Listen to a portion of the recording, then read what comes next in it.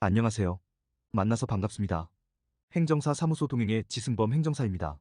오늘은 토지보상 이의신청 절차 대응 전략에 대해 살펴보겠습니다. 토지보상 이의신청 절차와 대응 전략. 토지보상 이의신청은 공익사업으로 인해 토지가 수용되거나 사용될 때 보상금 산정이 부당하다고 느낄 경우 이를 재검토해달라고 요청하는 중요한 절차입니다.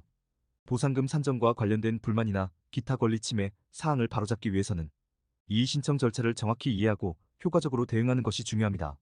이번 영상에서는 토지보상 이의신청의 전반적인 절차와 주요 대응 방안을 자세히 설명하겠습니다. 1. 토지보상 이의신청의 개념.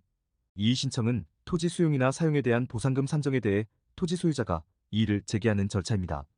토지 소유자는 수용 재결 이후 30일 이내에 이의를 제기할 수 있으며 보상금이 충분하지 않거나 불합리한 처우를 받았다고 판단되면 이를 통해 재검토를 요청할 수 있습니다. 이 절차는 토지 소유자가 자신의 권리를 보호하고 적절한 보상을 받을 수 있는 중요한 수단입니다. 2. 이의신청 절차. 보상금이 부당하다고 생각되면 중토위에 이의신청을 제출해야 합니다. 이의신청서를 제출할 때는 수용재결 내용과 함께 보상금 산정의 문제점을 명확하게 제시해야 하며 관련 자료와 증거를 함께 준비해야 합니다. 중앙토지수용위원회는 이의신청서를 검토한 후 토지 소유자가 제출한 자료를 바탕으로 재심사 과정을 거칩니다. 이 단계에서 보상금의 증액 여부나 재평가가 이루어질 수 있습니다. 만약 이의신청 결과가 만족스럽지 않다면 행정소송을 통해 법원에 구제를 요청할 수 있습니다. 이때는 변호사의 도움을 받아 전략적으로 대응하는 것이 중요합니다. 3. 이의신청 시 중요한 요소. 보상금이 적절하지 않다고 판단되면 그에 대한 구체적인 이유와 증거를 제출해야 합니다. 감정평가서, 부동산 시장 가격, 추가 자료 등을 통해 보상금 산정이 잘못되었음을 입증하는 것이 필수적입니다. 이의신청은 재결 통보일로부터 30일 이내에 제기해야 합니다.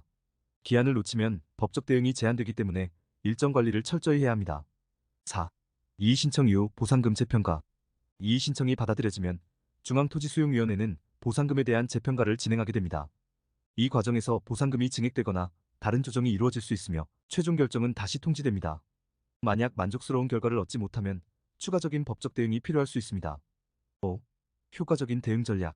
토지보상 문제는 복잡한 법률 문제와 연관되기 때문에 법률 전문가의 조언을 받아야 최적의 결과를 도출할 수 있습니다. 특히 행정소송 단계로 넘어갈 경우 변호사의 도움을 받아 대응하는 것이 중요합니다. 이의신청을 할 때는 필요한 서류와 증거를 꼼꼼하게 준비하는 것이 핵심입니다. 감정평가서, 시장 가치를 반영한 추가 자료 등을 통해 보상금이 부당하다는 점을 명확히 입증해야 합니다. 6. 이의신청 후 예상 결과. 이의신청을 통해 보상금이 재검토되면 중앙토지수용위원회는 새로운 평가 기준을 적용하여 보상금을 재산정할 수 있습니다. 이러한 결과에 따라 보상금이 증액되거나 다른 보상이 제공될 수 있으며 이의신청으로 끝나지 않을 경우 법적 절차로 이어질 수 있습니다.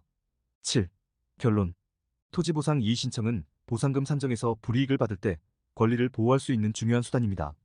이 절차를 정확히 이해하고 기한 내에 이의신청을 제기하며 법률 전문가의 도움을 받아 철저히 준비하는 것이 필요합니다. 이의신청 과정을 통해 자신의 권리를 지키고 정당한 보상을 받으세요. 이상 토지보상 이의신청 절차와 대응 전략에 대해 살펴봤습니다.